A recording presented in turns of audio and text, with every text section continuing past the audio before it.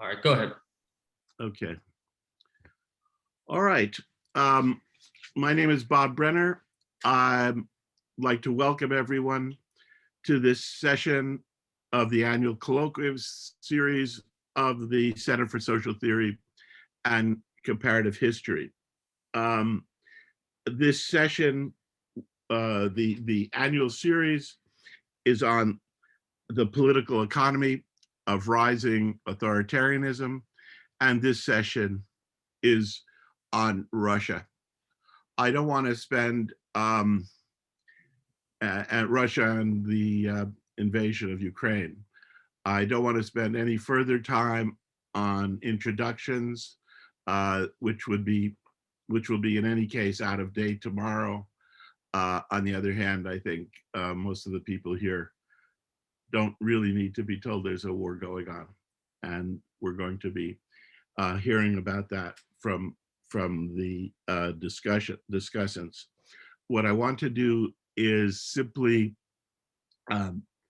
list the people who are going to be speaking at the start, and then I'll introduce them one by one when they come to speak. One small point, people may know we're in our, how long has this thing been going on? I guess that's a good title for our next session. So we started in 1987, and so this is about 45 years. What I want to simply do is mention that our next session will be a couple weeks from today. The times vary because depends on where people are speaking from, but the topic will be inflation, and the speakers are Isabella Weber and Tim Barker. Let's see. Rohan, is there anything you want to say about how the session will be organized? Yeah, sure. It'll so each speaker is going to speak for 20 minutes, and then we'll have after that we'll have some time for crosstalk, and then we'll open it up for questions and answers. During the Q&A period, just raise your digital hand, and I'll ask you to unmute and ask your question. And please keep it brief. Yes, great.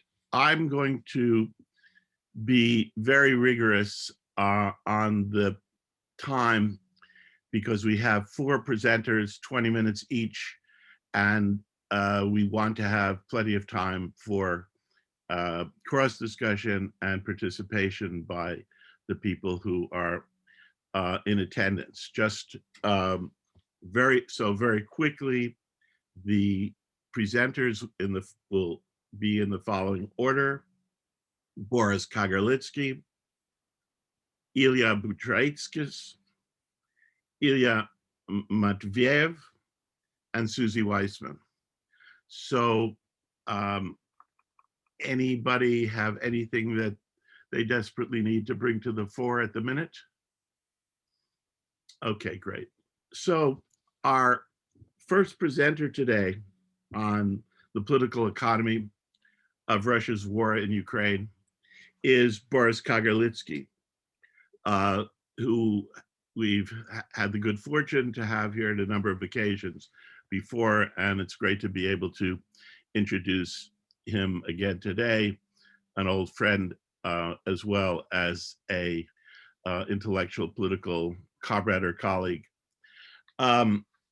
Boris is professor at the Moscow School for Social and Economic Sciences. He is editor of RobCorps, which you can find online and on YouTube. That's as an online journal. He was a deputy to the Moscow City Soviet between 1900 and 1993. during which time he was a member of the executive committee of the Socialist Party of Russia.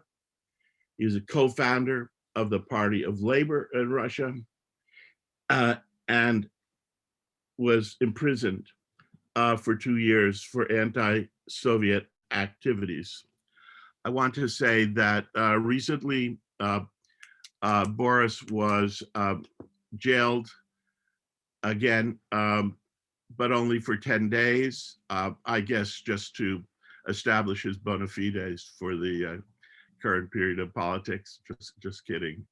And to have the time to prepare his talk for our center. So without further ado, it's not just formally to say, but substantively to say, it gives me really great pleasure to introduce Boris Kagarlitsky. Well, thank you very much, Bob. It's always a pleasure to speak to you and other good friends here. Well, but let's talk war.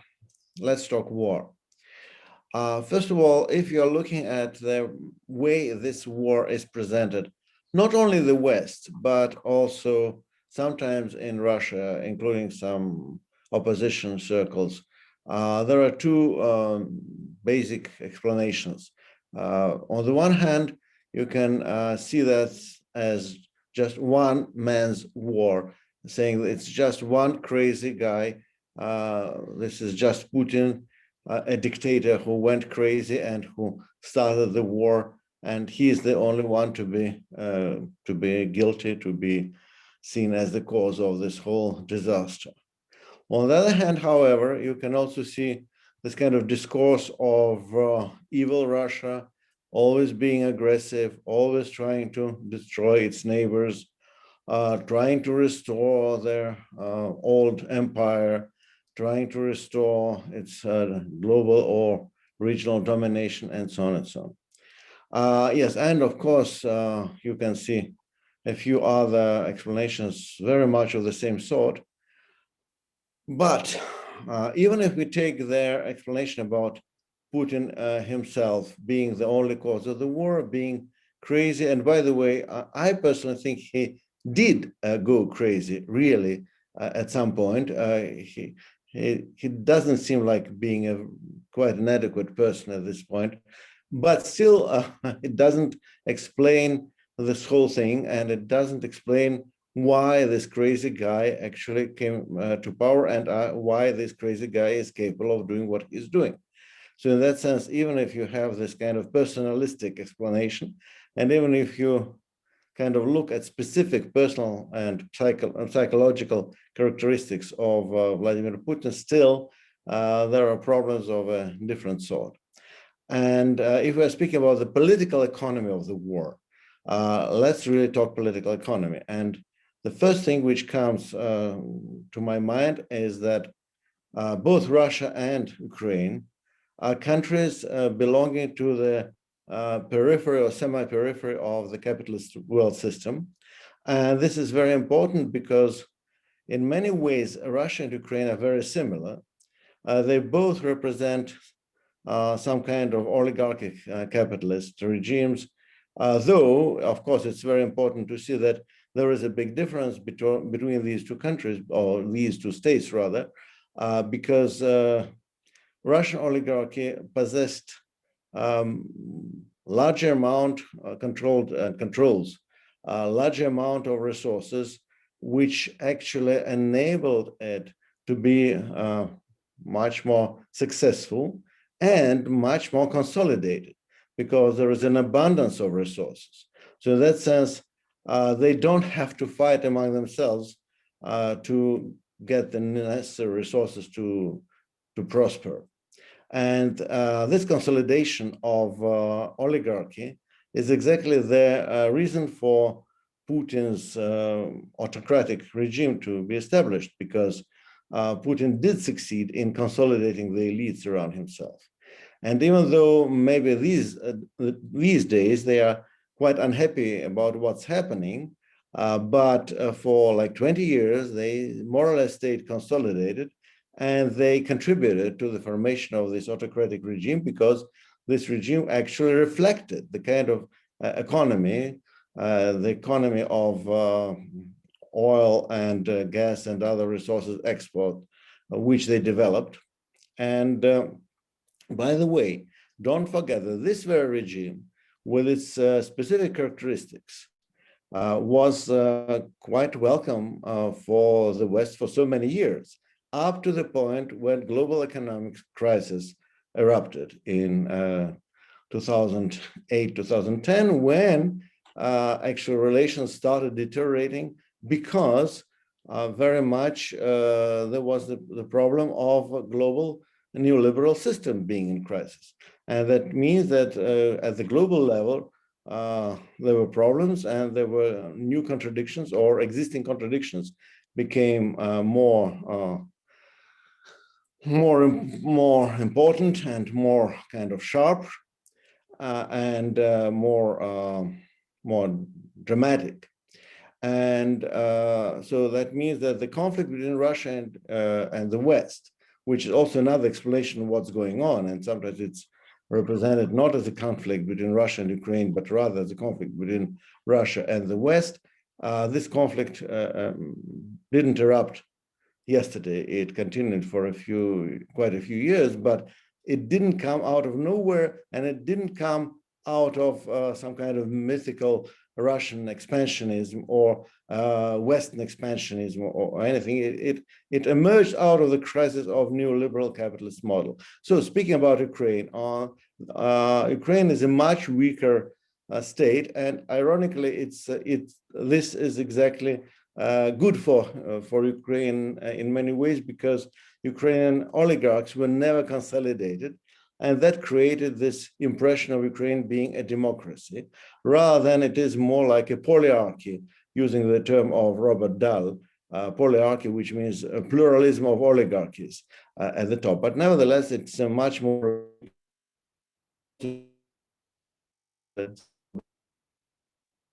and tyranny. And in reality, it's very much a struggle between capitalist interests, both at the global and the national level. However, saying all that, of course, we have to be very clear who is the aggressor. So without idealizing the Ukrainian state or Ukrainian capitalism, we just have to see the hard facts. And the hard fact is that it was Russian government and Russian army which started the war. And of course, we can examine this conflict for a longer period of time, and then we will see that both sides played a role in creating this conflict. And it's not a one-way road, actually. But saying all this, I repeat time and again that in this particular stage of the conflict, the aggressive side, the side which started the war and the side which made this war so brutal and so disastrous and so massive is exactly the Russian state and Putin's entourage and Putin's regime. So in that sense, this regime is a big disaster for Russia as well as for Ukraine. And of course, it is very important that sooner or later, I hope, we will be able to get rid of it. And this war is going to be a tremendous defeat for the Russian army. It's already becoming clear that Russian army is not capable of winning this war. This army was also very much a victim to the kind of regime which existed, because everything which was possible to be stolen was stolen. Everything which was possible to be damaged was damaged. So this army existed very much as a kind of image of itself, rather than as a force which it was expected to be. Of course, it's still a formidable force, but I think after all that theft and corruption, it's only like a shadow of what Russian army used to be historically. So in that sense, Russia is going to lose the war. It's going to face the defeat, and that will be the beginning of a tremendous and very dangerous period of change. So that's basically what I wanted to say.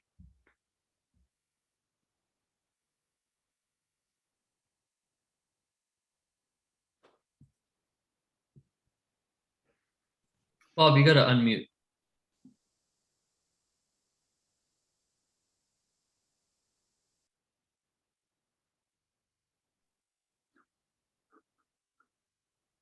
Is this okay, Rohan? Perfect. Okay. All right. Thank you very much, Boris. That brings us to our second presenter today, who is Ilya Budraitskis.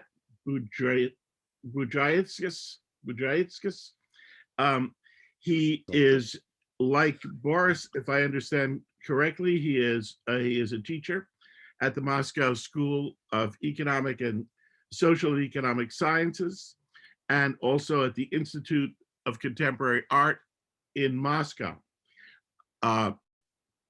Ilya writes regularly on politics, art, film, philosophy for Aflux Journal, for Open Democracy, for Left East, and Kolta Ru, if I got that correct.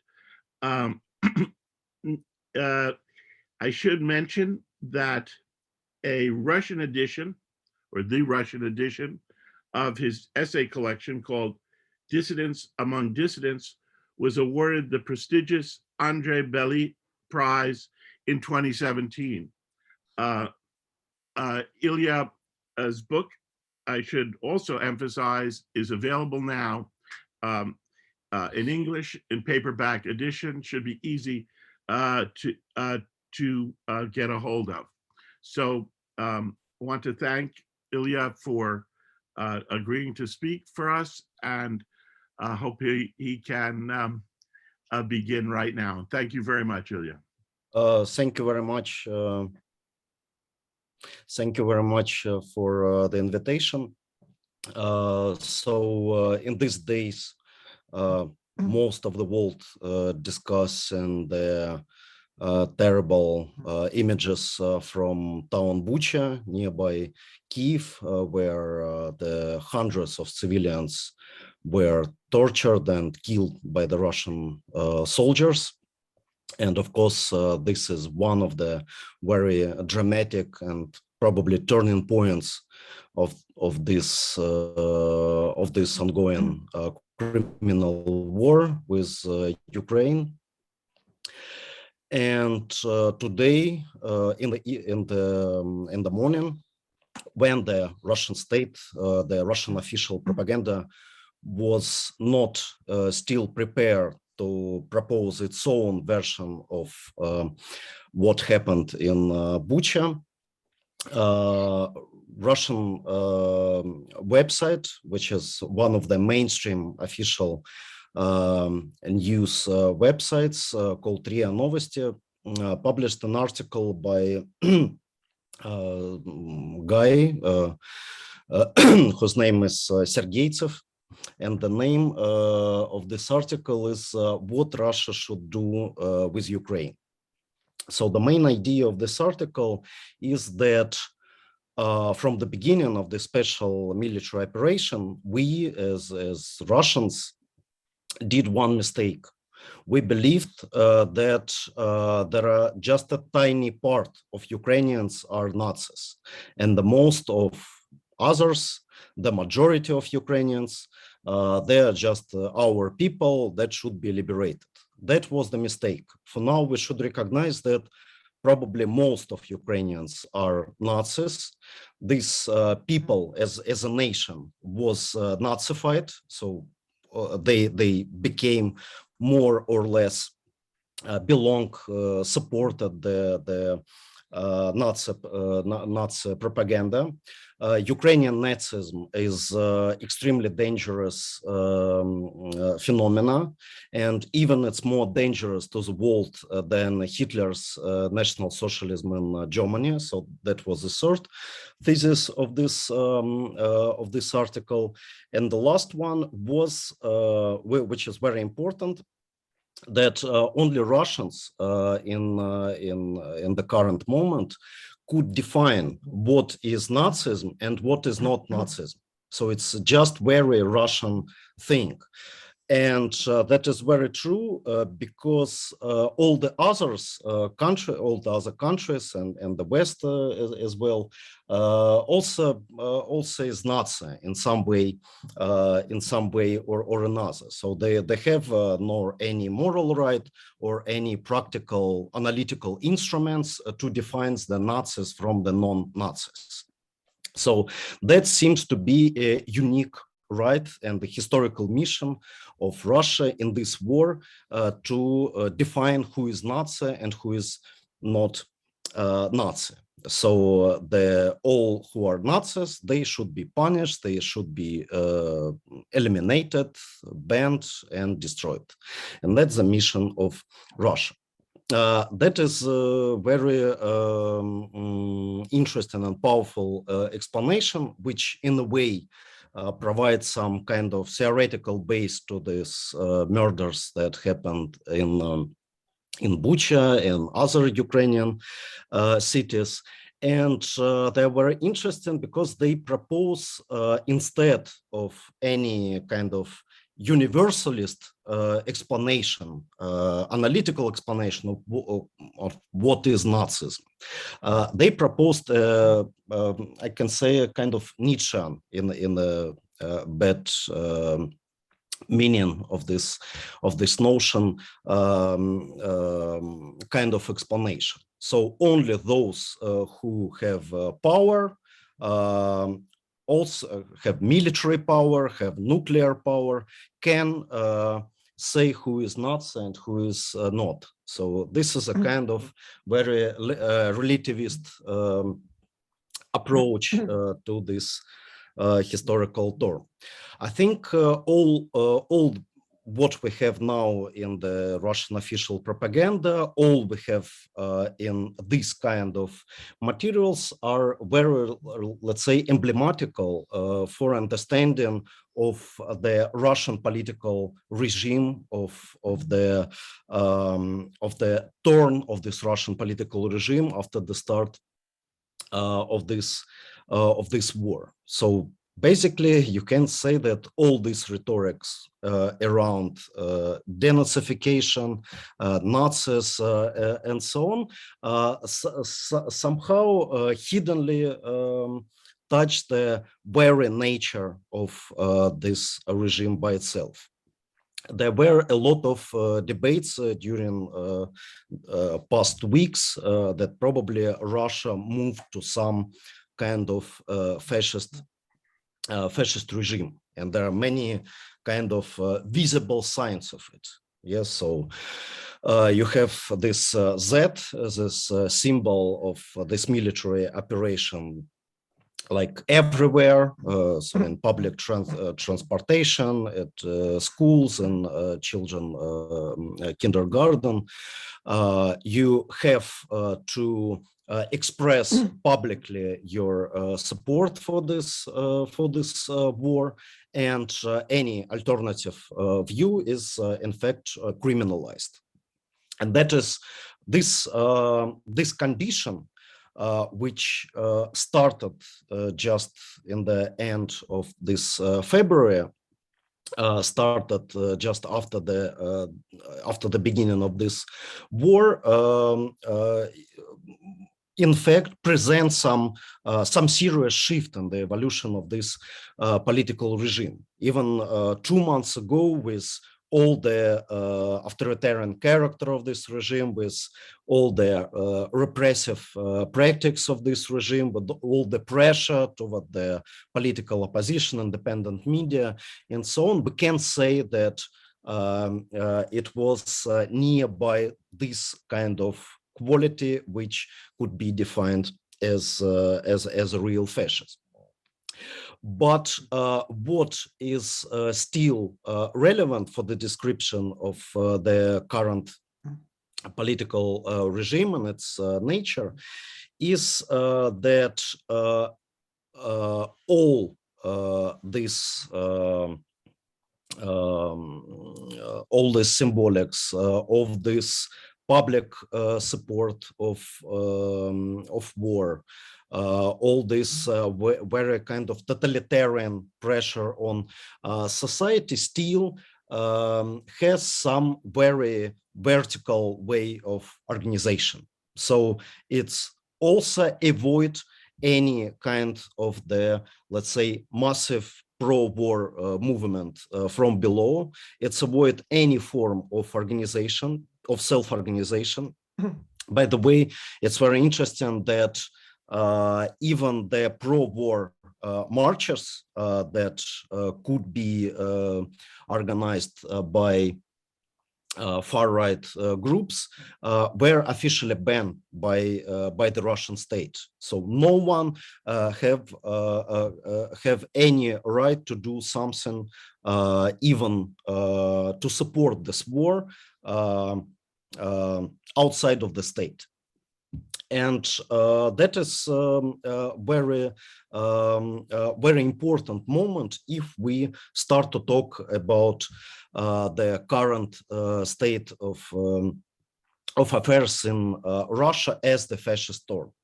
So if we look back to all the debates about the historical fascism in 20th century, you can somehow define two important lines in it. So one line could be defined as the theory of the movement, and another, the second one, could be called the theory of the move, of the shift. So the first line, the theory of the movement, stressed mostly the nature of fascism as the movement, as the mass movement coming from below, coming outside of the state machinery in order to destroy the workers' movement, to destroy the danger of some potential proletarian revolution, and so on. So basically in this theory, the main idea was that if the bourgeois state was too weak to opposite the revolutionary danger by itself, the ruling elite needed some kind of extra state movement which could destroy, crash the possibility of the revolutionary change. And from this position, even the fascist regimes, they were mostly recognized as the state which was somehow occupied, overcome by the movements. So there are many historians who wrote about this and why, in one way or another, like Ernst Nolte, or all the theory of political religion by Eric Voegelin could be more or less attributed to this kind of approach. But the second approach, the move theory, stressed on the not on the movement, not of the action from below, not of this mass reaction to the revolution from below, but in opposite, it stressed the fascism as the move from the top. Especially, of course, Karl Polanyi wrote about it, and that was his way to analyze fascism even in Germany in the 30s. So for Polanyi, or for another theorist of the, let's say, move theory of fascism, Franz Neumann, with his book Behemoth, on the rise of National Socialism in Germany. So for them, the fascism was a result of the, let's say, struggle of capital to dominate the society. So fascism was a kind of final step of the capital, of the capitalist elite, to destroy any forms of the self-organization in the society, and to install the total domination of the market economy over the society. Yeah, how the economic should destroy the social. So that was the main aim of historical fascism, according to Polanyi. And I think if we look back to the, let's say, all these 20 years of Putinism, we can see how this destruction of the society, how this systematic attacks of any forms of social self-organization prepare the Russian society for this current fascist condition.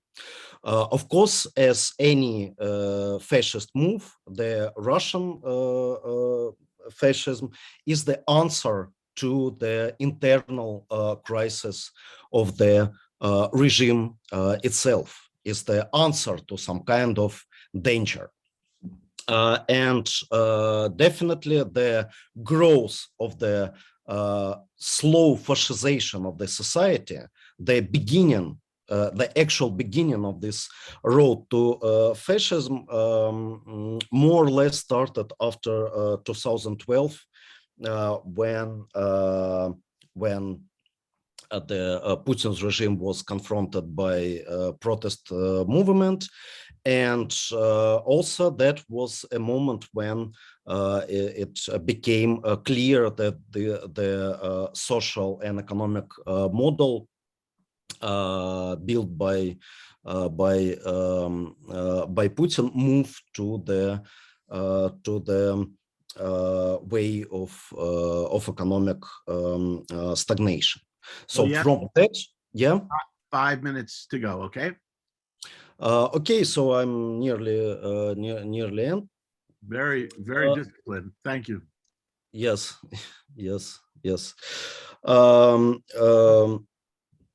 Yeah, and exactly from this period, mostly after the annexation of Crimea, after the start of the war in Donbass, the external aggression, external military presence became more and more important way of an answer for the growing internal crisis of this model. So basically, I can say that we should discuss the current regime in Russia as the fascist, but from the special perspective. And even probably we should not refer too much to the fascism of the past, but try to analyze it from its own circumstances, from the perspective of the move to the right globally, rise of the right-wing movements everywhere, and see the Putinism as the kind of model or possible model for the future that we should avoid by our collective struggle. Thank you very much, Ilya. Our next speaker is Ilya Matveev. He's a political scientist based in St. Petersburg, Russia. He's a founding editor of openleft.ru and a member of the research group Public Sociology Laboratory. Ilya? Thank you so much. Thank you for inviting me. And I actually have a presentation. So I have a PowerPoint. I will try to enable it. Okay, So can you see the presentation? Yes. I mean, sorry for this. No, it's coming through very clear. Okay, thank you. So I'm just used to doing PowerPoints from all these academic events. Sorry. Unfortunately, I agree with Ilya that Russia is sliding into a form of fascism right now. So I took the name of the seminar to heart, so the political economy of Russia's war in Ukraine, and my presentation is about the political economy, essentially. And I try to provide some context for the unfolding events. I will begin with this. The way Russia is integrated into the global economy, I think it's crucial right now. And in fact, the scale of Russia's integration into global capitalism is enormous. So in terms of trade dependency, Russia outpaces all other members of the BRIC group. As you can see, exports as a share of the GDP and imports as a share of the GDP. So Russia is leading this group, more integrated into the global economy than India, China, and Brazil in relative terms.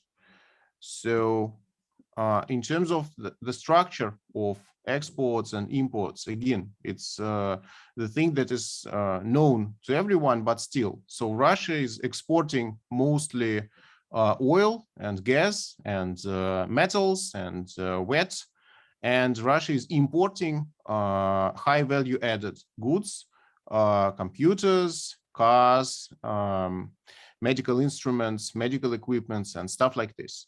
So in fact, Russia cannot survive without imports, especially without imports from the West, from the European Union and the United States. So the nature of Russian economy does not allow it to survive without this, globalized existence.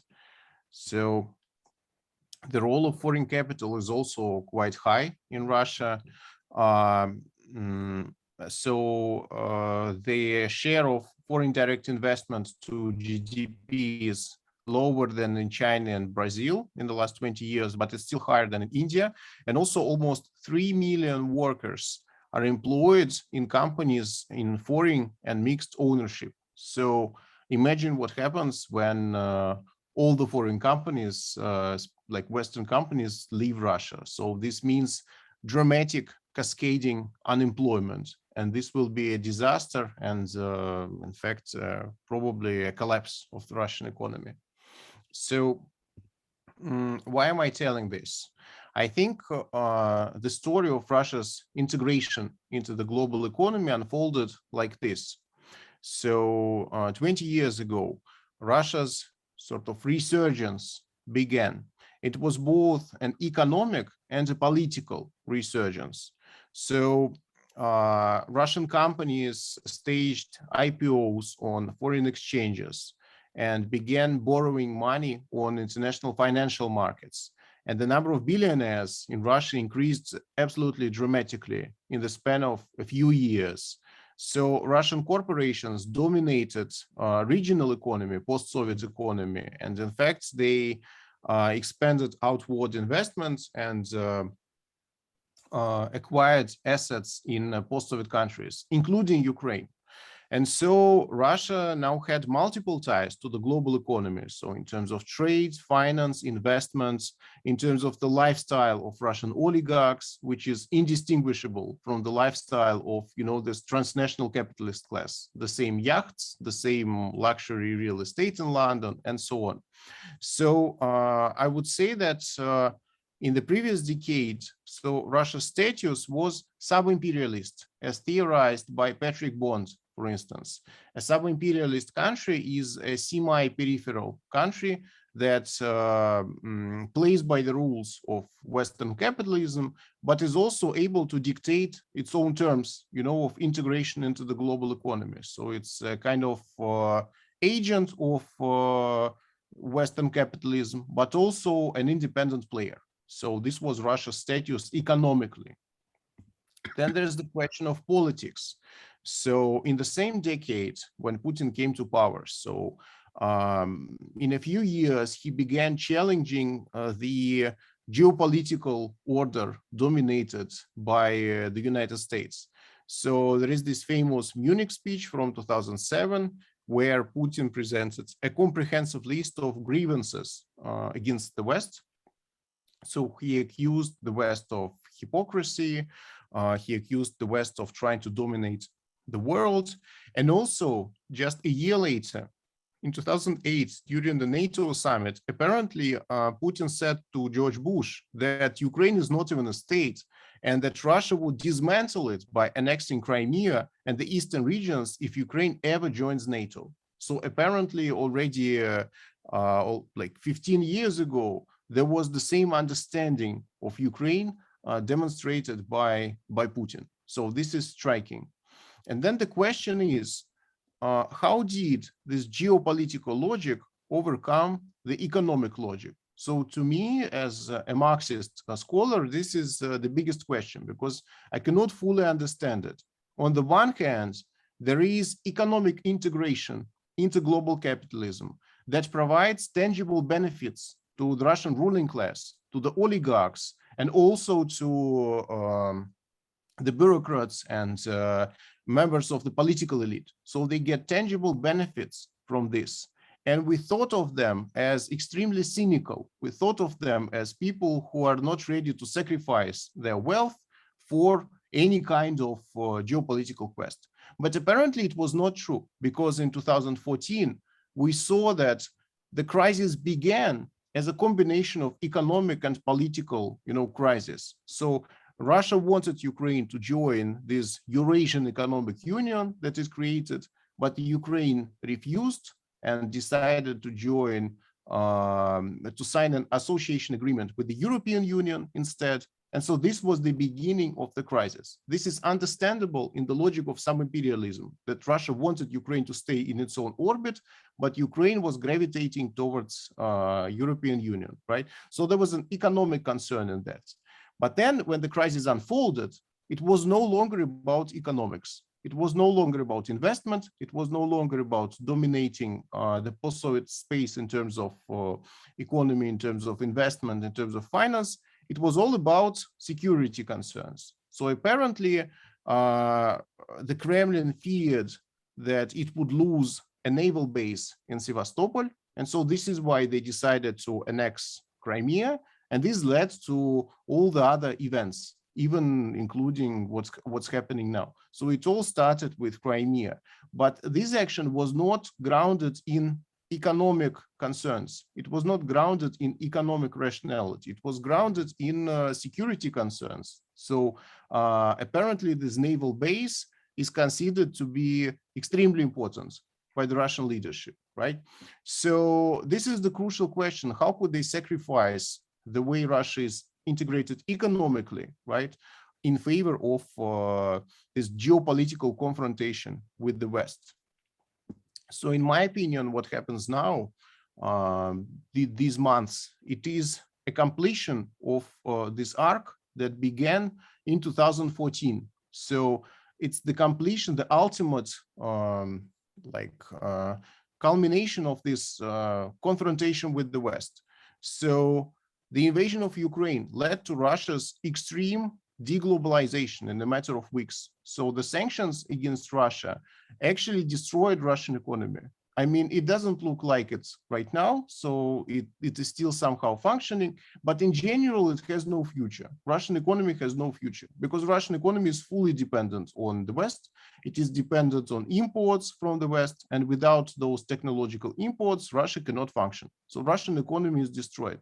And also, the position of the Russian ruling class is destroyed. So they lost their money, they're losing their luxury houses, they are losing the yachts, they are losing everything. So how could Russian regime that was based in this economic, globalization, how could it sacrifice everything over Ukraine? This is the big question that I cannot fully answer myself, in fact.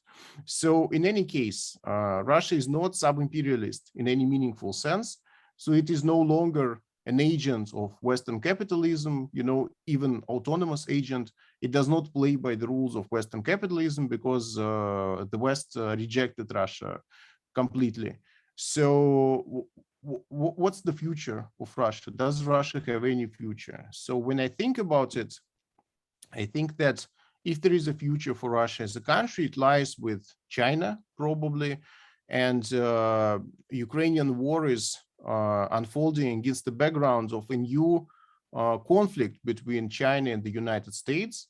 This conflict is structural in nature. So it is based on economic conditions. It is based on the fact that economic relationship between America and China is fracturing.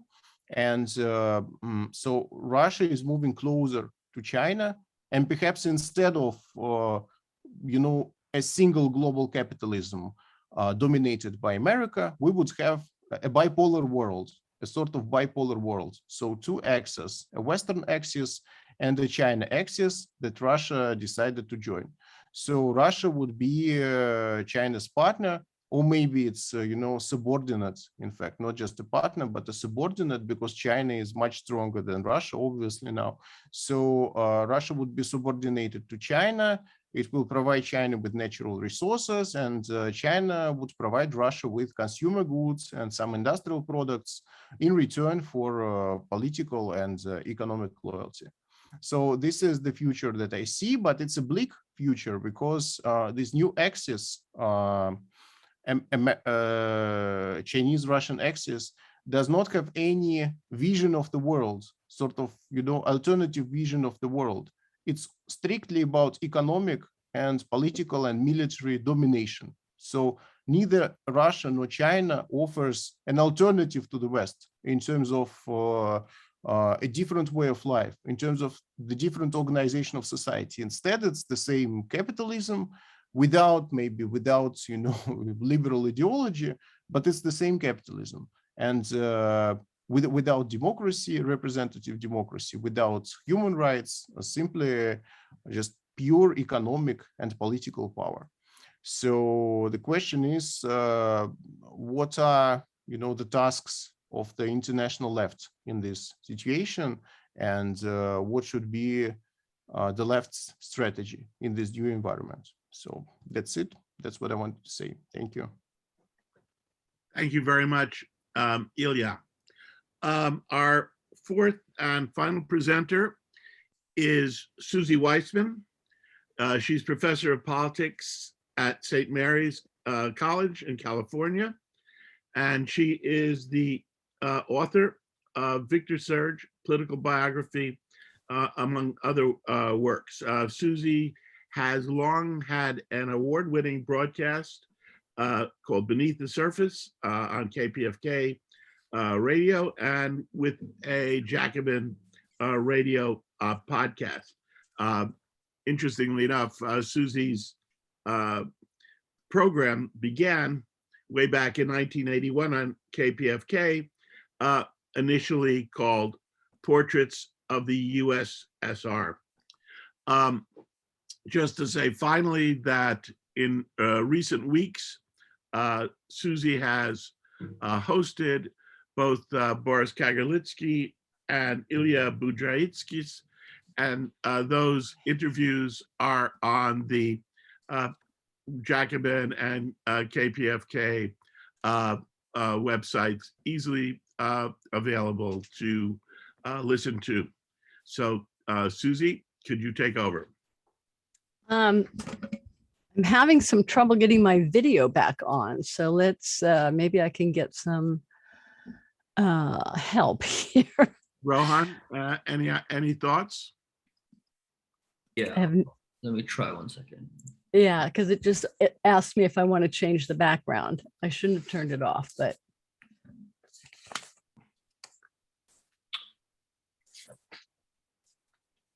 How's that? Can you try now, Suzy? yeah, let me see if this works. There you Yeah, go. there we Gotcha. are. Great, great. So I really want to thank everyone for your contributions, and I'm going to be mercifully brief, I hope. And I also, want to thank everybody in the audience, because I see that there are many people in the audience whose articles I've been reading, and I think they rightfully should be part of this discussion. And I'm hoping that we can have a long discussion. And of course, just, relating back to what Boris began with, is trying to understand what this war is really about, and whether or not this is the irrational miscalculation of one man who is completely deranged. And I have to say that what I've been doing for the last, month, a little bit more than a month, as we enter the second one, is asking the same question and searching through, Putin's declarations to see a kernel of rationality, because his speeches have been just angry rants. And then, to go through, the sort of contradictions that we see within the speeches, then we still have a hard time getting to what the driving forces are and what the rationale is. So I wanted to just go back with a brief kind of introduction and then ask a few questions. And so we're now on day 39 of this war. We're starting the second month, and that's just shocking. And, I have to say almost everything about this war is shocking. Initially, the fact that it even began, and that, and now, of course, the shock is of its brutality. And there's no other way to describe it. It is a criminal human tragedy, and it suddenly changes everything in the world and radically escalates danger in the world. And it, it's ironic, perhaps, that, the beginning of the war came at the same time that the IPCC issued its devastating report on climate, giving us just 8 years to reduce fossil fuel emissions. One wonders if that was, in the back of Putin's mind as well, because Russia is very reliant on fossil fuels, but we don't know. What we do know is that Putin's reckless adventurism has misfired and backfired in multiple ways, and the human and political and economic costs are mounting, and they're enormous in Ukraine, in Russia, and beyond. And as Russia's pushed back from Kiev and other cities, we're seeing a trail of destruction, and barbarous war crimes are left in their wake. Civilians have been targeted, and we now add to that, as Ilya has said, Ilya Budraitskis, the bodies of executed civilians in Bucha. And we add that to the bombardment and destruction and leveling of Mariupol. So you see all of these terrible miscalculations. And just to begin with, Putin obviously thought that this invasion would be a cakewalk, that he could probably do a shock and awe and be in and out within maybe 3 days, worst case scenario, as Boris Kagarlitsky told me on the air, maybe 10 days. He did not prepare the Russian population. He didn't tell the troops who thought they were on the borders of Ukraine for a military exercise. And he only seems to have alerted China on February 4th in Beijing, when clearly Putin went there to get tacit approval and was told to wait until after the Olympics. Putin did not count on Ukrainians fighting back, nor that Russian military equipment was inferior and damaged thanks to extreme corruption and theft of the military budget. Thanks to Boris Kagarlitsky for that. And he also didn't seem to think through what a post-war occupation, should he win, would look like. If he started out to get regime change and to put some kind of pro-Russian puppet in power, well, this, war there will be no pro-Russian puppets to find. So, and Putin does not have, or I should say Russia does not have the military resources, the number of troops to maintain an occupation. But in any case, this is not coming to pass because Russia is losing this war, and it's losing militarily. And as Boris and the two Ilyas, I'm sorry for saying it that way, have both said, it's losing politically as well and economically. And and Russia is more and more isolated internationally, and the combination of companies, many companies pulling out, and the very dire sanctions are having severe economic results. Most economists that I've been looking at lately estimate perhaps a 9 to 15% contraction in the economy. But as we just heard from Ilya Matveev, it's probably much worse. In one article, he said 30 years of economic development have been thrown into the bin. And now we seem to have, the consensus that Russia is doomed because of this. And of course, you have to say, Putin is losing, but he's not finished. And so that's the real question of what happens then.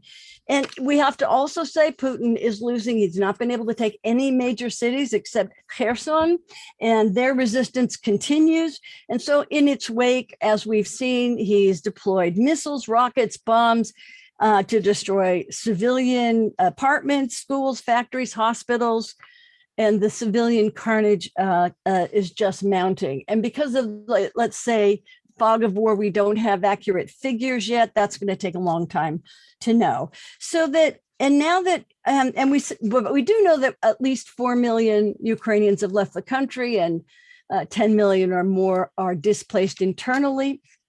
Now that Russia has retreated to East Ukraine, we're seeing some Ukrainians returning.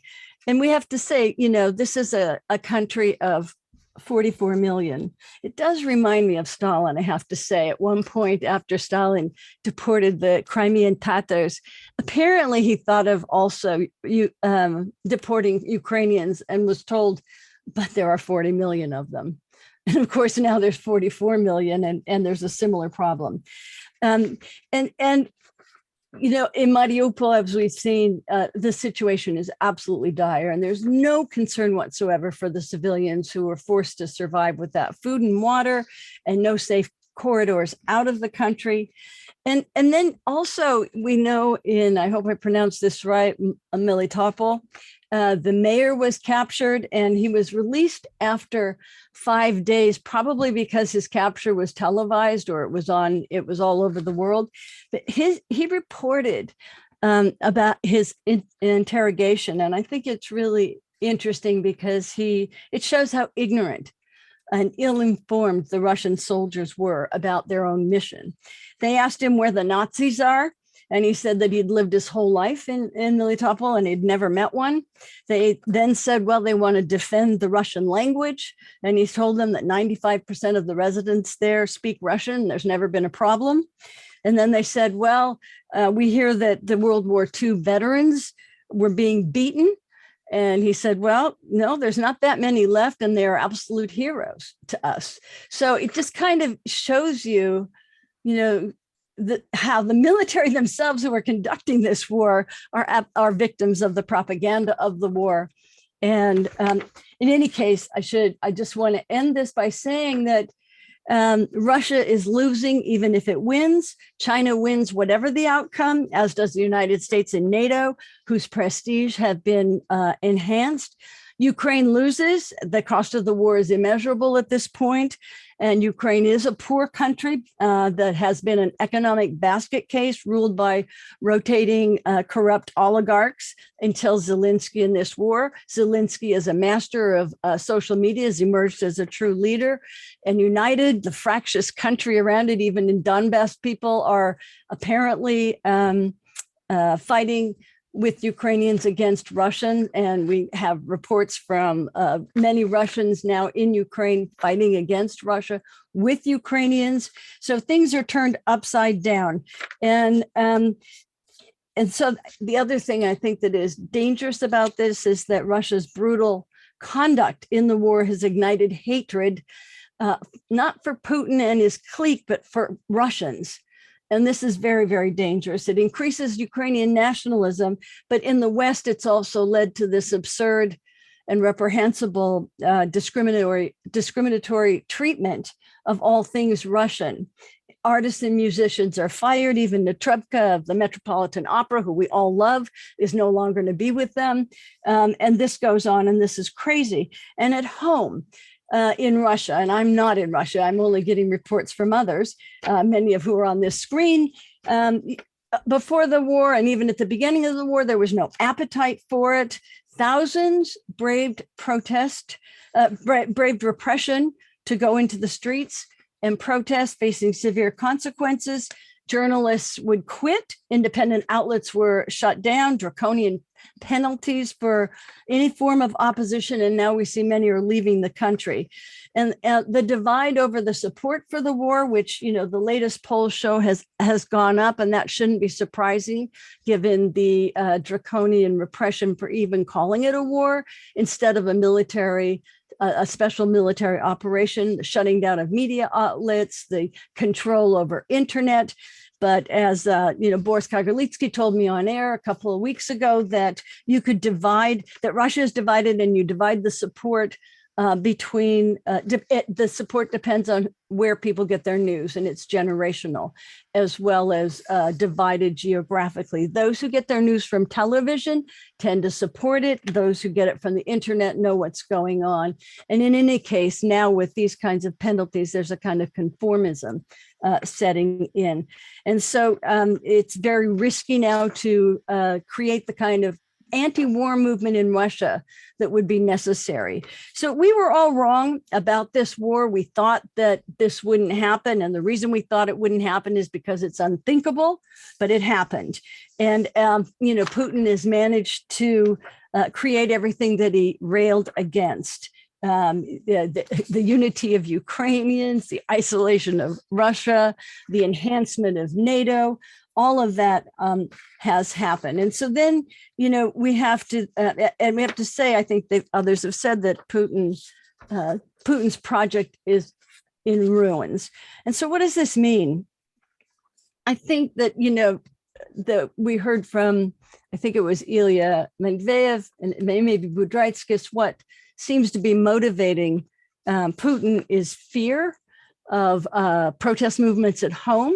He's seen a lot of them around his, near abroad, tulip revolutions, orange revolutions, revolutions in Georgia, in Armenia, protests all around, and then of course in Ukraine, and he certainly doesn't want that to come home.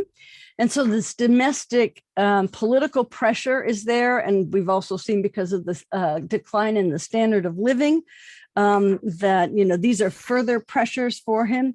And so I think, and I'm going to just end it because there'll be so many questions, that the main motivation that we can surmise is Putin wanting to maintain power at any cost. Remaining in power is the primary motive, and protecting and extending that power. And we're only beginning to see how far he's going to go in this. And I have to look at it as a kind of 21st century equivalent to the way that Stalin ruled, isolated, with people not giving him correct information and just cracking down and increasing repression. And we have to see how far, Putin will go in that respect. And then we also have to ask, what is his end game? Because can he survive the defeat, the political and military defeat of the war, and then how can the war actually end, and and where we will see Putin going from there. So I think I'm going to just end it there because there's so many questions, and thank you for the time. Thanks very much, Suzy. I think what we will now do without further ado is turn it over to Rohan Advani. And Rohan will take charge of the Q&A that is about to happen next. I think we actually, all of the speakers have gone under time, amazingly economical. I guess they've taken the idea that austerity begins at home and needs to take place in terms of the time they take up, not just the amount we've paid them, which is fits the austerity budget of the world, which is nothing, not too much. Just kidding about this. But what I think it might be a good idea to briefly, very briefly, no more than 2 minutes per speaker, to see if they would like to ask of the other speakers any questions. You don't have to do this, but since we have a little bit of extra time, I thought it might be a luxury that would add materially to this discussion. Anyone want to ask any question of your fellow presenter? Well, I don't think I have a question. Maybe I have a comment, but I will probably say it later. No, that's fine. That's fine, Boris. Make your comment. Just be quick. Well, Ilya Matveev just mentioned that there is no economic reason for the war, which I disagree with, because you see, it depends how we understand the economy. Because if economy is just pure and direct economic interest, yes, in that sense, there is no direct, immediate, clear economic interest, though you can also find some specific special interests also involved in the war. But as I told you, the big question is what is happening to the global economy. And the big problem is that the global neoliberal order is decomposing. And every time any model of capitalism is decomposing like it was in 1914, it seems that the actions of players, of actors, are irrational. But in fact, they're produced by the crisis itself. So the crisis is making them act in a specific way, which is the kind of panicking actions, which look like they are putting geopolitics above economics. But in fact, these geopolitical interests, this geopolitics is just the product of the economic crisis. That's what I wanted to say. Very interesting intervention. Ilya Matveev, would you want to come back at Boris Kagarlitsky, as your presentation focused very much on political economy, not necessarily contradicting what Boris is saying, but calling out for further clarification. Ilya, would you like to comment? Yeah, just very quickly. So Boris really raised an interesting point, but I don't really understand how such a structural thing as a crisis, as a global crisis, translates into very specific events. So I think that sometimes sort of Marxist interpretation of the world suffers from this gap between structure and agency. So perhaps there is a structural crisis, but then we need to understand specifically how it translates into this war, for instance, because to me, this is not clear. And my immediate impression is that it's complete, in economic terms, it's completely irrational, because the war is destruction. The war destroys all the previous achievements. The war destroys value directly, and the war destroys the wealth of the ruling class. So I still cannot really understand how you can derive this from the economy, but this will be an interesting topic for a discussion, perhaps. Right. Ilya Budraitskis or Suzy, do you want to jump in here briefly on this beginning of the further discussion that Boris Kagarlitsky has launched and Ilya Matveev has taken further?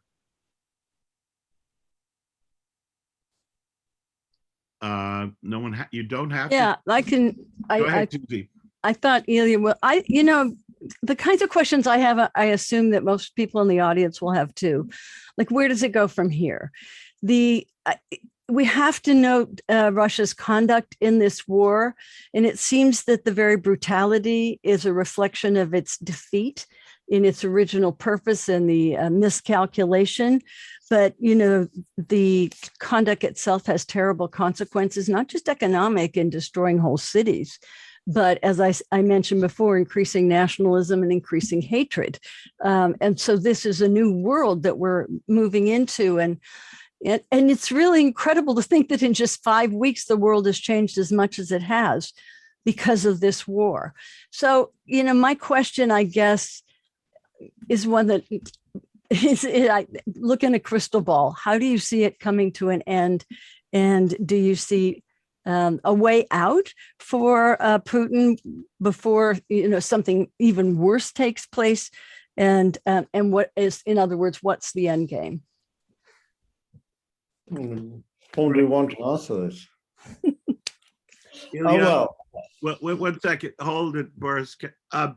Ilya Budraitskis, would you like to jump in here briefly? Because we really should give a chance to our listeners to participate and take the discussion further. Mhm. Ilya Yeah, Budraitskis? I think the whole framework of this balance in between the economic interests and, let's say, ideological motivations, that is very much important, because as it was pointed by Ilya Matveev, the Russian elite, including Putin, during all these 20 years was very, let's say, cynical and profit oriented. And the main question is how from this kind of way of thinking, these people move to the status of the war criminals and the threat for the other, let's say, world. Yeah, and I think that it is very important to understand how the very logic of the market competition lead to the war, lead to the military destruction. So I think that is basically the same question for the First World War, and especially for the Nazism and fascism before the Second World War, because there was no any other clear answer on this balance in between the economic and political logic. So in this sense, the understanding of fascism as the kind of final point of the market logic is very important. Okay, let's see, shall we go now to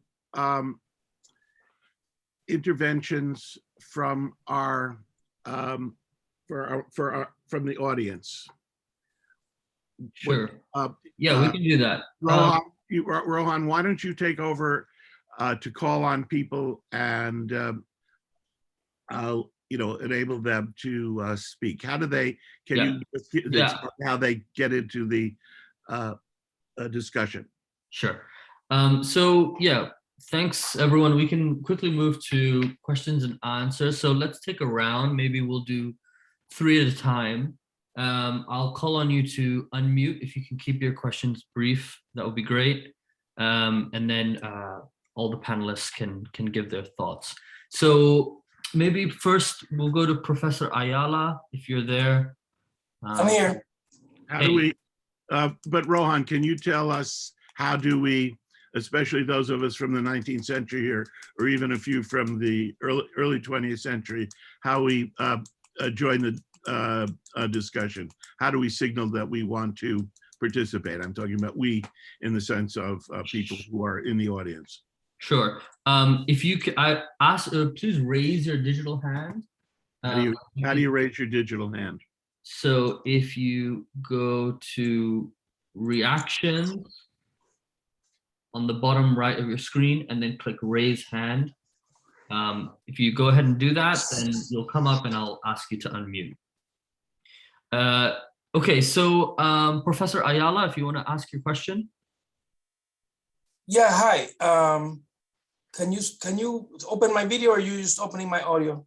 Yeah, you should be able to open your video. Okay. There you go.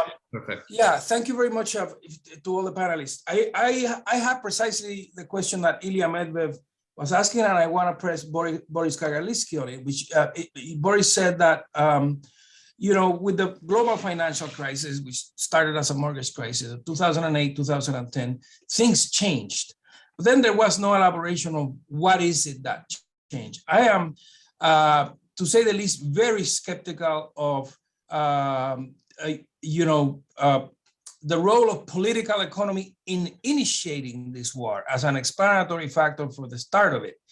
So I'd like to hear more, because I still can't get a grasp of, what is it about the political economy that has to do with this war? I can see that there are great effects, the realignment between, Russia and China, perhaps, Russia taking over Eastern Ukrainian oil fields and, and things like that. But it does seem like, I don't see a political economy explanation. In other words, what I see over here is what Robert Mearsheimer has been saying, in the economies and in a lot of places, just a long-term reaction to the expansion of NATO and a kind of crazy miscalculation on the basis of that, on the part of Putin, about how this would go. But it seems like geopolitics is supreme here rather than political economy. And I was wondering if they could address that. Great, thanks so much. Let's take a few questions first, then we'll get back to all the panelists. Paul, Paulette, Paula Duke Brown. Hi, Paula Duke Brown. Hi. I agree with Professor Ayala quotation from Mearsheimer, or when he cites Mearsheimer. I think that Mearsheimer's explanation of the origins of this are very, very pellucid and are quite interesting. My video, okay, here I am. I think those are quite interesting proposals. I think that in all of this discussion, there's a lot of focus on Russia, which makes sense because Russia has launched this war. But at the same time, I think that one has to look at the surrounding conditions and the international context. And the role of the United States is surely crucial here in provoking, not once, but many, many times, and also the role of US imperialism and the way the United States, with its military industrial complex, is pushed by the arms industry. And this whole business is a colossal opportunity for American corporations to sell arms to all kinds of people. And I think a lot of this is behind, is involved in what's going on here. I think that I'm rather disappointed by this discussion because, of course, I think that everybody's completely correct that this decision on the part of the Russian government to engage in this war is completely crazy and is very counterproductive and will lead to the diminishment of Russia on the international stage and a major crisis for the regime and so on. But at the same time, I think there are many aspects that need to be evoked. I quite disagree with Suzy Weissman, who seems to be repeating the American government position, which is that and the American media position, which is that the aim of Russia is to occupy and conquer Ukraine. I think that Mearsheimer has got a good point where he says that, in fact, Russia will wish to wreck Ukraine. And that seems to be what's going on right now. Paul, do you have a question? Because we're running low on time. So okay, I'm sorry, I don't want to take too long, but I think that just want to stress that idea that they're not wishing to occupy, but to wreck Ukraine. And that seems to be what they're doing. They're destroying it. And the killing of civilians and the torture and all the rest of it is all part of modern warfare. I mean, let's not kid ourselves. I mean, the Americans did the same thing in Iraq and Afghanistan. And all modern armies do these things. And war leads to genocide. And these are horrible things. And we condemn war with reason, precisely for these reasons. But nevertheless, I don't think that Russia stands out particularly in comparison with other powers in doing these things. okay, thanks for the point of yours. Cesar Castillo, can you go ahead and ask your question?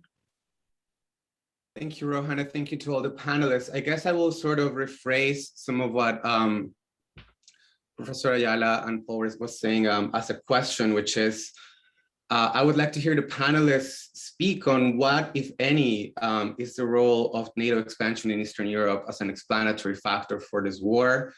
The counterfactual, would this war be happening if there was no NATO expansion in Eastern Europe? I know that's difficult to answer, but I think would be interesting to entertain. I have also heard the panelists comment on some parallels with World War II, but I think it's also interesting to think of parallels to World War I, which is a war that is often hard to pinpoint what's the rationality behind the beginning of that war. And it's happening in a similar context of sort of a decomposing global order of 19th century liberalism.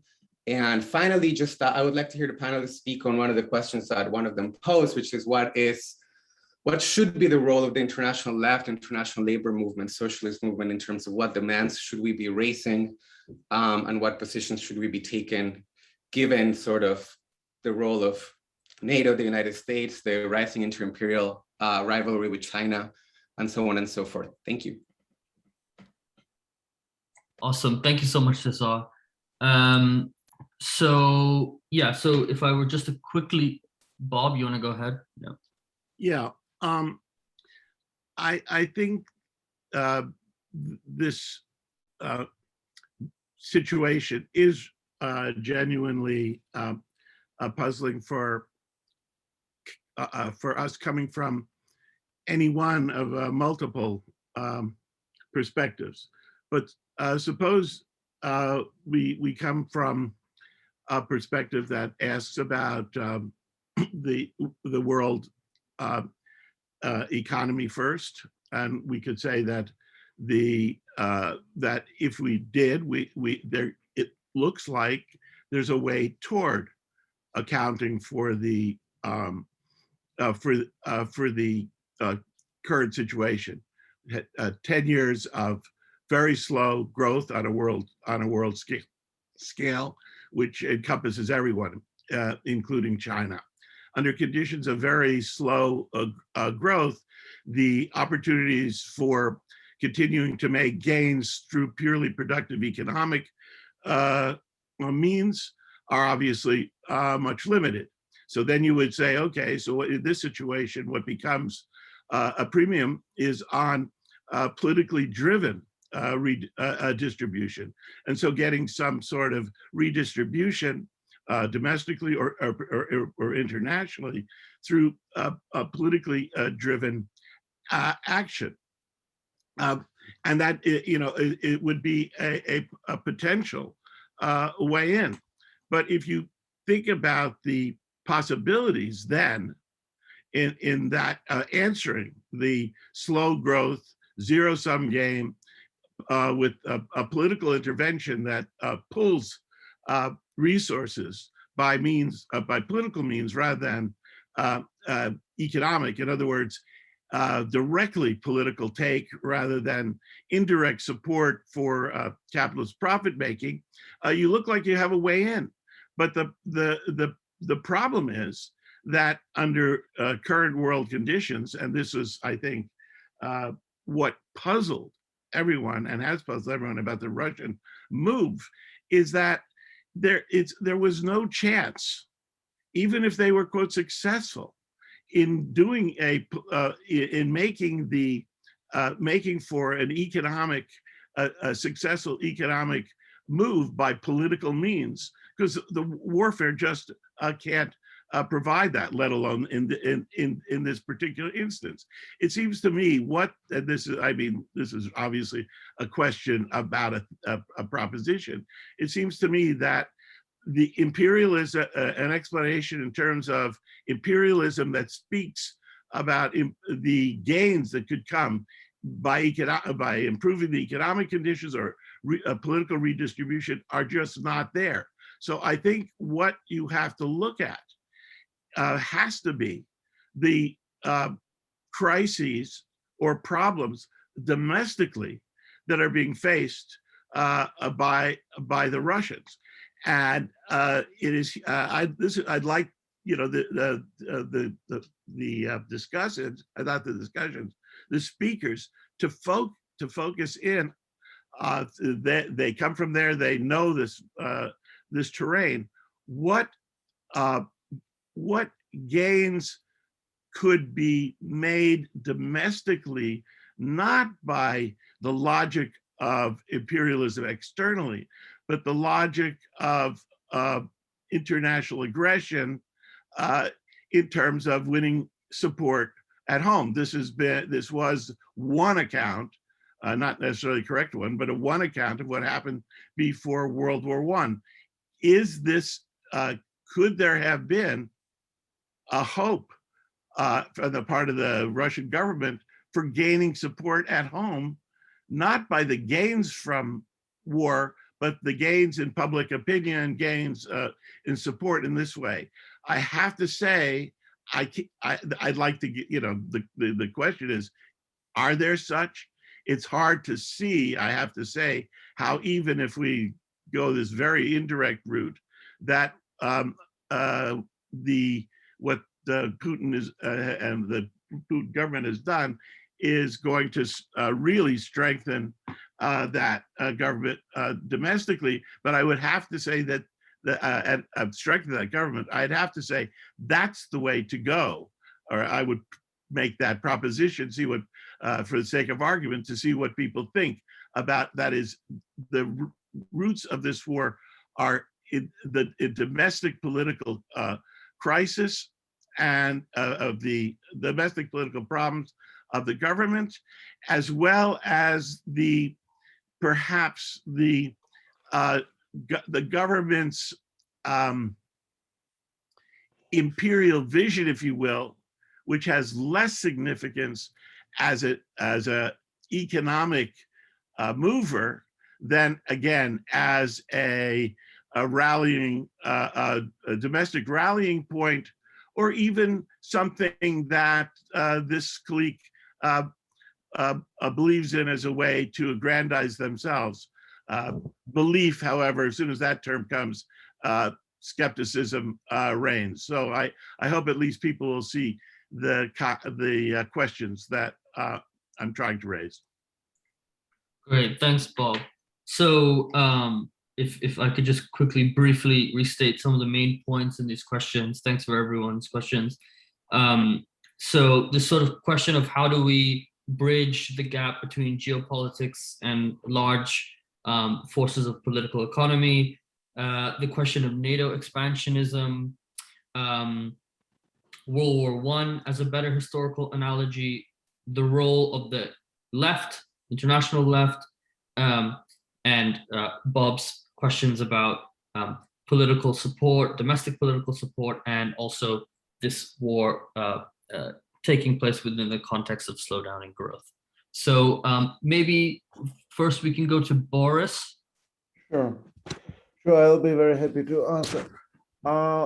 First, thank you very much, Bobby, because you, to some extent, you made my job much easier because you partly answered some of these questions yourself already. While posing your own question, you also, to some extent, answered.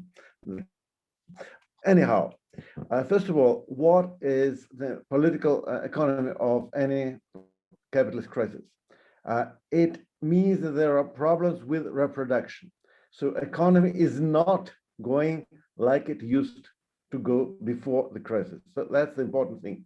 So in that sense, economy is not working during the crisis the way it works normally, quote unquote. On a world scale. Both on the world scale and domestically, and even for a particular company. So at every scale, the problems are different, but they're similar in a way. You see, so in every case, you see it in a different way, but the background is very much the same in political economic terms. Then, if we are looking at this in more detail, we see that any crisis, and this crisis in particular, and by the way, it's a very long-term crisis. It started about 2008, and it never left us completely. It was kind of getting easier and getting harder. There were ups and downs, but the crisis continues since 2008 or 2009, but it's very much the same crisis going on. So the crisis increases competition between elites and within elites, and between countries and within countries. So that is the other point. This increasing competition, which is also much more sharp and much more aggressive, also creates enormous stress for all players. So all the players are stressed permanently. And the time limits, the time span for any decision making is changing. So the decision making is not going like it used to be, like it used to go. So it's a totally different way of making decisions. And then it also leads to enormous numbers of mistakes made by all players. So in that sense, mistakes are not just mistakes. Miscalculations are not just miscalculations. They have some sort of an objective reason and objective political economy of, there is a political economy of mistakes and miscalculations, so to speak. They are rooted in the situation. They are rooted and they're becoming inevitable, and they're becoming structural, systematic, institutionalized in a way, institutionalized miscalculations. So in that sense, it's like saying, well, Putin is not getting the right information. He is getting the right information, but he's not able to process the right information the right way, because there is no such thing as the right way to process this information. Speaking about NATO, again, the problem of NATO was there since 1990s, and it was there, and it was, yes, it was an additional factor in the game, but not more than that. And by the way, even if we are looking at Putin's presentation of representation of what was the reason of the war, actually, it's very interesting because he listed lots of grievances, but actually, it was very contradictory. At some point, he even mentioned that he wanted to join NATO himself. But it's just a list of grievances, and it was very hard to find what was the main reason. Why? Because there was no such thing as one main reason. And in that sense, we also have to understand that geopolitics, the way we discuss it, actually exists in the minds of politicians rather than in reality. It doesn't mean that there are no geopolitical conflicts, but the way geopolitics is appreciated and conceptualized in real behavior of these people is very mythological. But why are they acting so in such a irrational way? Because they look to the mythological answers while not being able to find any other answers, you see, because they just have no answer. The point is that there are simply no good answers. There are no solutions to certain problems. That's one thing we have to understand. The solutions simply do not exist within this current system and within this current system of domination and within this current model of capitalism. Simply, there is no solution. That is, any decision is going to be reasonable. Any decision is going to be mistaken. Any decision is going to be wrong, because there is no such thing as the right decision in this situation. That's the important thing to understand. And that's not about Russia, it's about capitalism. It's about neoliberalism, it's about America, it's about China, it's about Europe, it's about any elites in the current world.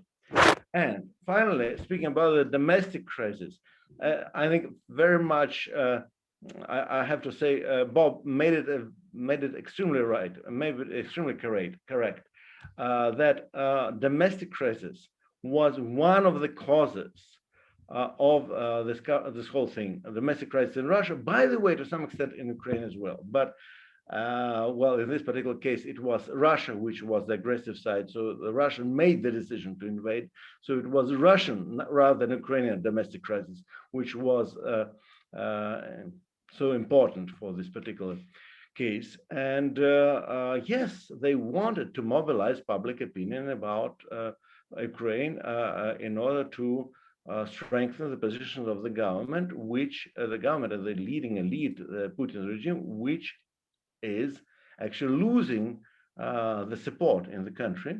To some extent, by the way, they did succeed in regenerate some of the support, but only, I think, in a very short term. I was involved in electoral campaign in September.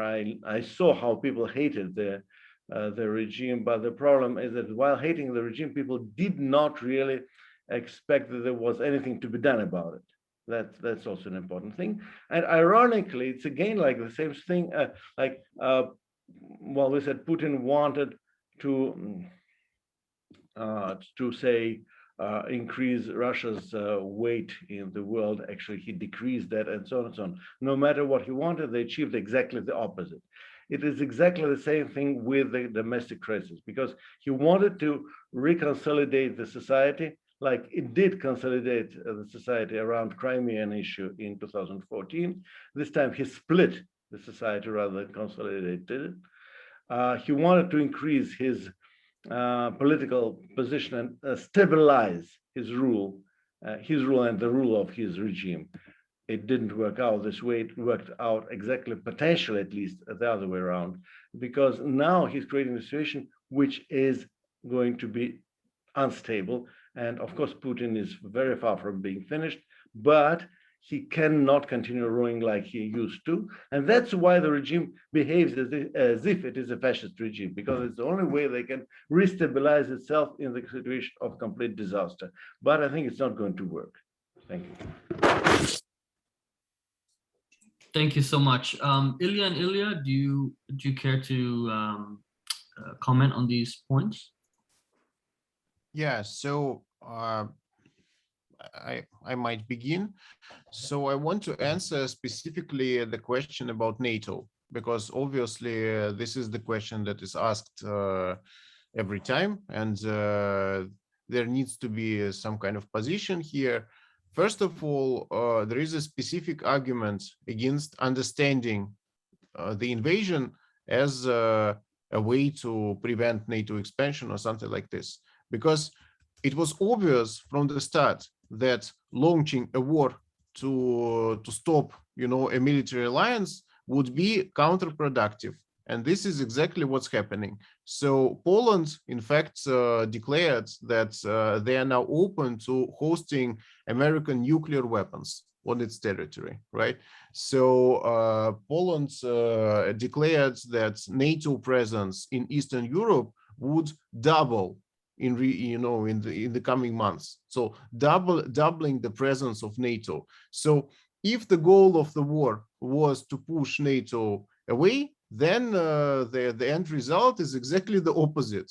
And I mean, we can say that Putin is irrational, that he does not understand something, but this is very easy to understand, that this was the only outcome possible from this whole situation. So in that sense, I understand that Putin might have disagreed with NATO expansion, but starting a war against NATO expansion was, just didn't make sense as a specific response to this, because the result is the opposite, and NATO will be like everywhere. So even in the hypothetical situation that Russia occupied the whole of Ukraine and installed a puppet government, and Ukraine joins alliance of Belarus and Russia, and this whole thing becomes like a confederation of authoritarian states, even in this particular scenario. So Ukraine, this new complacent Ukraine,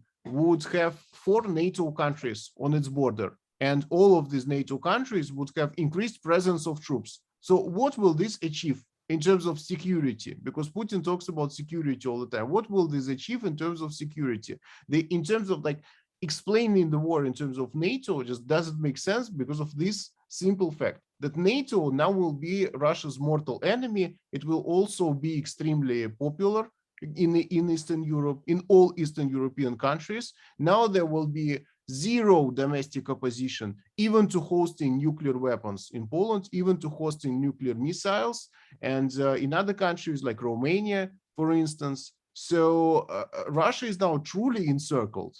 And again, paradoxically, before this recent round of hostilities, before Russia started to amass troops on the border, so in Ukraine, there was no majority for joining NATO. There was no clear majority support for joining NATO, but now there is. Now only 20% of the population are against joining NATO. So if we see this war as somehow opposed to NATO expansion, then it's not just a failure, it was a failure from the start. So then there should be some other reason, in fact, I believe, for the war, because you cannot understand it in this framework. But you cannot understand it in purely economic terms. So there is definitely some kind of indirect connection to contradictions and global crisis. But what is exactly this connection? This is important to reveal, because I am like an empirical scientist. I like to be more specific about stuff, but it is difficult to get this specific connection between economy and the war. So I think that there was a direct connection in 2014, and this is when this connection broke down. So since then, in the last 8 years, the gap between economic interests and political interests only widened. So the logic, the autonomous geopolitical logic started in 2014, and now we continue to live through this period when geopolitics is somehow autonomous from economy, at least so on the Russian side. So this is what I would like to add. Yeah, so I want to begin that I completely agree with all the previous points about NATO, that probably only because of Putin activity, NATO reclaim its legitimacy, and probably it was the biggest gain to NATO to have such an opponent as Putin in recent years. But I think in the way that there is some kind of anti-NATO rationality in Putin's actions, especially in the sense that he is trying to show that NATO is not able to defend Ukraine, and probably it will be not able to defend its members in Eastern Europe. So he started this very dangerous game where the role of the nuclear weapons became central in the question if the NATO is effective as a military alliance or not. And this kind of explanation, this kind of argument was already raised by some of the pro-Kremlin experts, and this sounds really scary, and this really reminds us the situation before the First World War, but of course in a different era, in the era of nuclear arms. What is the other useful kind of parallel with the pre-First World War situation is the very use of this language of imperialism.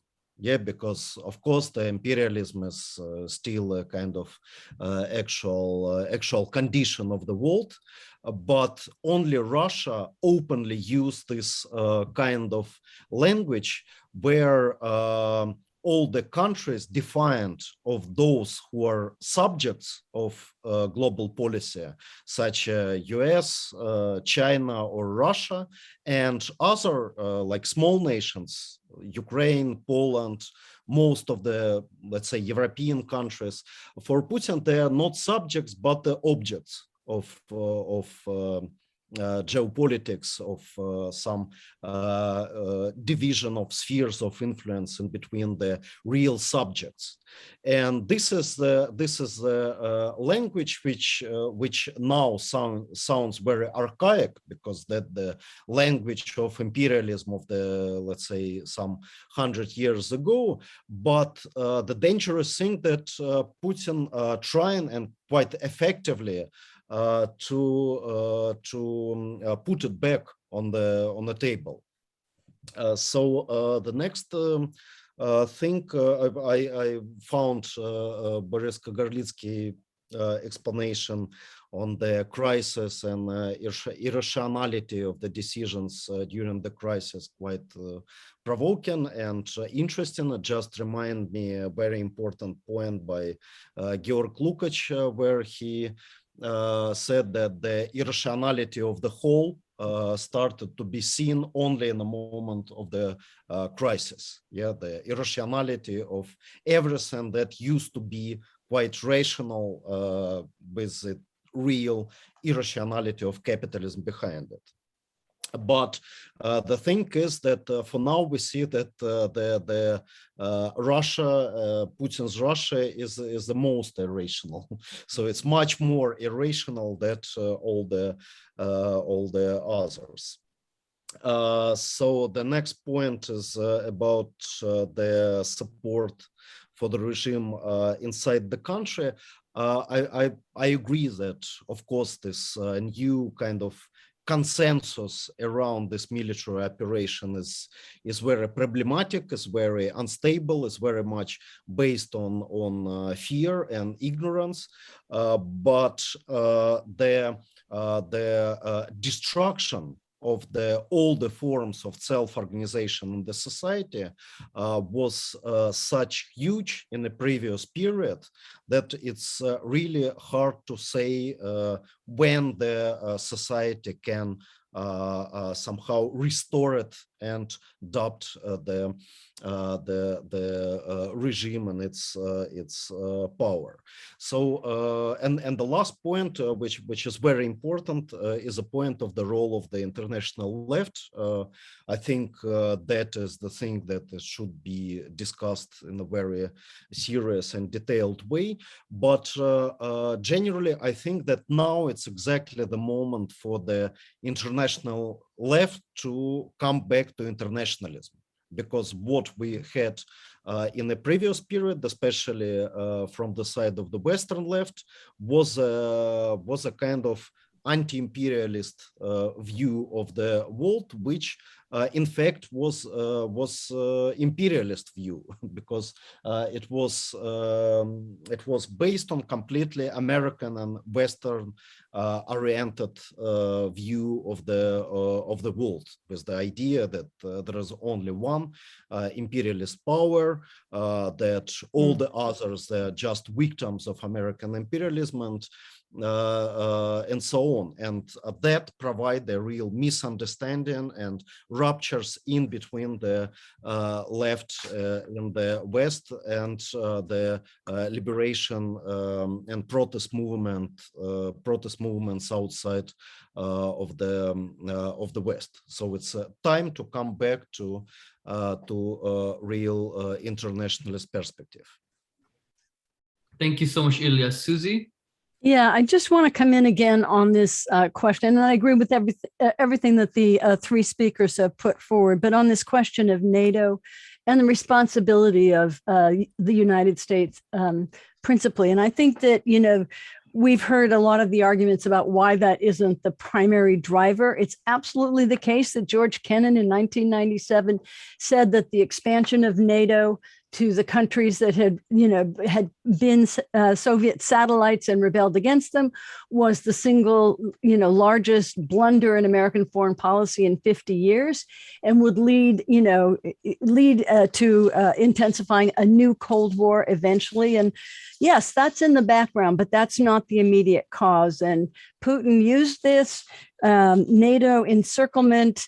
Maybe it's part of his rationality that he feels very pressured about it, but there were countries, NATO countries closer to Russia than even Ukraine. So it doesn't really stand up. But I think it's, interesting because part of this desire to blame the United States for everything, comes from, I think, in some ways, the incapacity of the left to create the kind of movements necessary to overthrow capitalism. And that's absolutely the case. But, I think Boris said that at one point, Putin even wanted to join NATO. And it's very clear that, the problems in Russia today are the problems of capitalism, and the way that the transition to capitalism, the kind of capitalism they thought they would be joining, failed. And that's because we're in this neoliberal stage where capitalism is predatory and not developmental. And so it was not, on the cards that Russia was going to be cushioned with a big Marshall Plan, and living standards would not be harmed, and they would be integrated into a productive world capitalism that perhaps we saw in the 1940s and 50s, but we don't see now anywhere. And so it was much more predatory and plundering. And so I think, the other side of it is that there's a reflexiveness on the part of the international left. They're so used to seeing the US, and the US has been, is a war criminal in many, many ways, and Iraq, Afghanistan, all these other things you can bring to mind. But in this case, I kind of like this article title that was in response to Mearsheimer's article that appeared, I think, in the Atlantic or the New Republic. And it was by two East Europeans who said, "Stop West-splaining to us." So, if that's a little difficult for you to understand in translation, it's that there's no agency for Russia. There's no agency for anyone. This is always the West's fault. And I think that this is a real problem. And finally, just to say, because if capitalism is the problem, then it's our responsibility everywhere to fight it. Thanks so much, Suzy. Let's take these last two questions and then quickly everyone can give their responses, and then I suppose we'll wrap it up. So Burak, do you want to go ahead and ask your question? Yes. So I have a question for Boris Kagarlitsky. So in your 2016 article, co-authored with Alan Freeman and Radhika Desai, you wrote with capital exports standing at 1/25 of those of the United States and 1/13 that of the United Kingdom, Russia has a long way to go to enter the select world league of imperialist rubber nations. So on that account, so what's your opinion about the idea that is quite influential within the international left, that Russia is an imperialist power and the war in Ukraine is part of an inter-imperialist rivalry between the West and Russia? Thank you. Thank you, Burak. Steve? Yeah, thanks a lot. This has been a great discussion. I just wanted to go back a little bit on what Boris said. It seems to me that this is not such an unusual situation in capitalism. War, in one sense, is never really beneficial to the capitalists who wage it. It's in the end, it destroys massive amounts of capital as well as killing thousands or millions of people. But it's a logical flow out of the competition. It's a logical flow out of the competition that causes it. So little things lead to big things. So we saw that in World War I, where the assassination of the Archduke led to, on and on to World War I.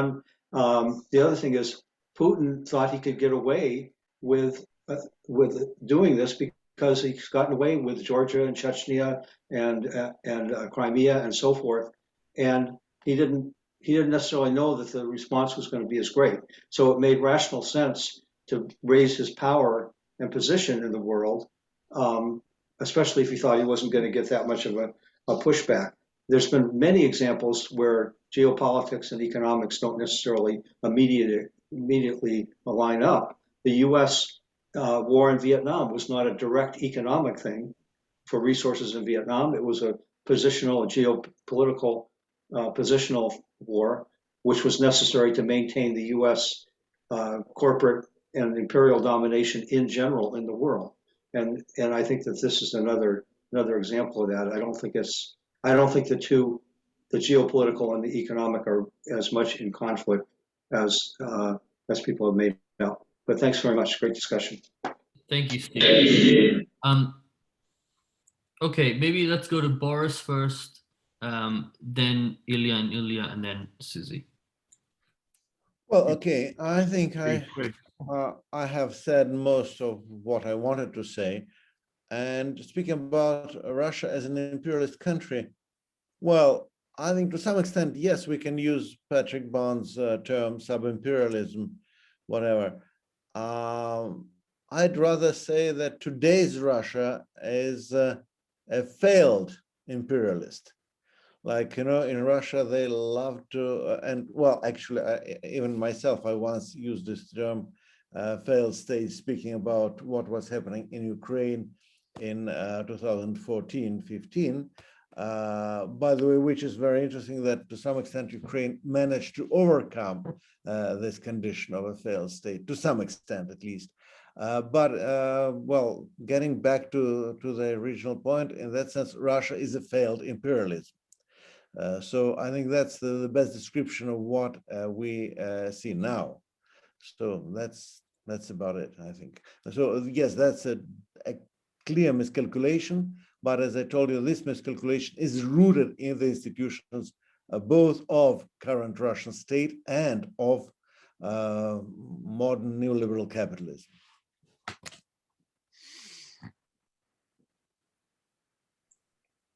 Ilya, do you have any points on this? No. Much besides what we already said. Okay, great. Okay, Professor Ayala, I see your hand. If you want to quickly, if you had a question in mind, please go ahead.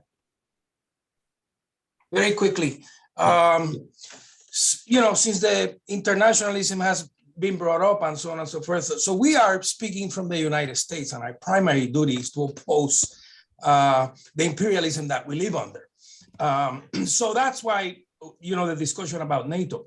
But I wanted to ask, with this concept of sub-imperialism or whatever have you, do you consider the war of the Ukrainians against the Russian invasion a war of national liberation equivalent to an anti-colonial movement? And is that something that the left should formulate as such? Because while we have the opposition to the obligation, I think, as leftists to oppose the US empire here, we also have the obligation to support national liberation movements. And here the two things are kind of a bit at odds. Great question. Anyone want to tackle this? Well, I can say a few words, but then I have to get off the line of the screen, so to speak, because I have some other stuff to do. Actually, I have a lot of problems with the current Ukrainian state, and yes, Ukrainians are defending their state and their country, and in that sense, we have to support them for sure. But I think there are plenty of problems with the current Ukrainian state, and it's not a progressive state in any sense. And maybe it will change, by the way. Maybe the war will change. I do not exclude that. It may happen. But so far, we have to be very careful about such formulations. Let's put it this way. And I'm sorry, I have to say goodbye to everyone because I have to leave the screen now. Thank you very much. Thanks so much. Okay, Ilya? Yeah, I would add just briefly that, as I understand, wars of national liberation were fought when those nations did not have a state. They were against colonial powers, and this was in fact they were the wars precisely to have a nation state of their own. And I would call this a war of self-defense. Basically, it's a war of self-defense, not just against an imperial aggression, but an imperial aggression that now has elements of ethnic cleansing, so in its rhetoric and also in its actions. So perhaps it's not national liberation, but there are elements of trying to destroy Ukrainian culture, Ukrainian national identity in this war. So in that sense, yes, it's a war against, it's an existential war for the existence of Ukraine as a nation, because this is how Russian propaganda paints it. So if we win this war, there will no longer be Ukraine, and there will no longer be Ukrainians. All Ukrainians will be re-educated into being Russians once again. So in that sense, this is, a war against ethnic cleansing of Ukraine. Yeah, I absolutely agree, because that was repeated many times in Russian official propaganda that denazification means de-Ukrainization. Yeah. So Ukraine is a fake state, is a wrong idea, and we should destroy it and just to adopt it as a part of Great Russia. So in this sense, that is clear anti-imperialist struggle. It's a struggle against imperialist domination, imperialist ambition in a very, let's say, archaic, classical notion of imperialism from the, times of colonial empires. And that is the existential struggle for the very existence of Ukraine, of Ukrainian language, of the right of this nation, of this people to have their own state. Right. Okay. And if I could just come in finally, because I just want to say I agree with all of that. And I think that we can see in the bodies left behind in Bucha that this is the mission. And it's really quite incredible to even think about, because 1/3 of Russians have relatives in Ukraine. And it's absolutely unconscionable and unspeakable that we're seeing now executions of civilians, and that the target in these cities has been civilians. So I want to, agree that I think Ilya Matveev just said it's a defensive war, and I think Simon Pirani says that it is a people's war. And I think that's absolutely right. And as Boris said, that, the Ukrainian regime, which has been a basket case, is changing. And we can only hope that it changes more as a result of the unity against this war. We don't know how that's going to turn out, but Russia has acted imperially, and Ukraine has reacted with the people's war. That's all I have to say. Okay. We have to bring this to a close, but before we do, I wanted to remind people that we will have a further session in this series 2 weeks from today on inflation with Isabella Weber and Tim Barker. The format will be very similar to this, but because we operate, quote, internationally, the question of timing has not yet been set. So check our website. It's very likely it will be at 1 p.m. Pacific time, but please check the website to be sure. Rohan, do we have any further points to make before we close down? No, that's great. Yeah, it'll be at 1 p.m. in 2 weeks' time. I'll put the information on the website. And I'll send everyone an email about that. And we also like to thank the Center for European and Russian Studies for helping to co-sponsor this event. So yeah. Very much so on that last. Thank you. And thanks to all our presenters for this very dynamic session. Shall we bring it to a close? Yes, great. Thanks so much.